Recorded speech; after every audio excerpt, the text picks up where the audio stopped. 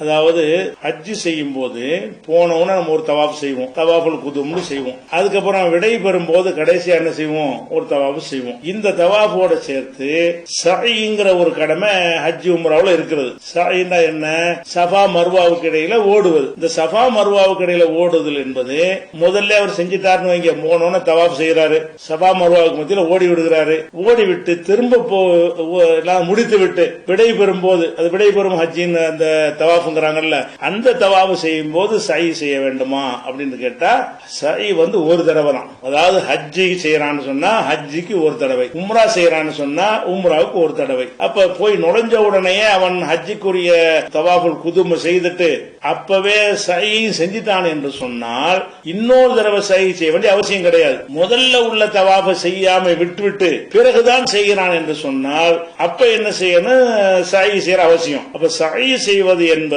ஒரு இபாதத்துக்கு ஒரு தடவை. அதாவது உம்ரான்னா அதுக்கு ஒரு தடவை, ஹஜ்ஜின்னா ஒரு தடவை, தவாஃப் 100 தவாஃப் கூட செய்வீங்க. தவாஃப் என்கிற வணக்கத்தை நீங்க 50 தடவை செஞ்சாலும் ஒவ்வொரு தவாஃபுக்கும் சாயி செய்யணுமான்னா அது அவசியம் கிடையாது. தவாஃபு தனிப்பட்ட ஒரு வணக்கம். அதே நேரத்தில் ஹஜ்ஜி செய்வது என்று சொன்னால் தவாஃபும் கடமை, சஃபா மர்வாவுக்கு மத்தியில ஓடுவதும் கடமை. அது ரெண்டும் முடிஞ்சாதான் அந்த உம்ராவோ ஹஜ்ஜோ என்ன செய்யும், நிறைவேறும். இப்ப ரசூல் ஸல்லல்லாஹு அலைஹி வஸல்லம் பொறுத்த வரைக்கும் அவங்க ஆரம்பத்தில் ரெண்டையும் செஞ்சிருவாங்க. ரசூல் ஸல்லல்லாஹு அலைஹி வஸல்லம் ஹஜ்ஜிக்கு போகும் பொழுது என்ன செய்வாங்க, ஹஜ் உம்ராவுக்கு தவாஃப் செய்யும் பொழுது 3 சுத்து ஓடுவாங்க, 4 சுத்து நடப்பாங்க, பிறகு 2 ரக்காத் தொழுவாங்க, பிறகு சஃபா மர்வாவுக்கு மத்தியில சாயி செய்தார்கள் வருது ஆரம்பத்திலேயே. அவ போன உடனே செய்கிற அந்த தவாஃபுலையே நம்ம சாயி செய்தோம் என்று சொன்னால் அந்த சாயி கடமை நீங்கி விடுகிறது. ஒரு தடவை 2 தடவை சாயி செய்தது அது கிடையாது. அப்ப நீங்க ஹஜ்ஜுடைய கிரியெல்லாம் முடித்து விட்டு அதை 10வது நாள் அன்னைக்கு என்ன செய்றீங்க, ஒரு தவாஃப் செய்றீங்கன்னு சொன்னா அதுக்கு ஒரு சாயி செய்யணும்னா தவாஃபுக்கு ஷரத்து கிடையாது, ஹஜ்ஜிக்கு தான் ஷரத்து, உம்ராவுக்கு தான் ஷரத்து. நீங்க ஹஜ்ஜிக்கு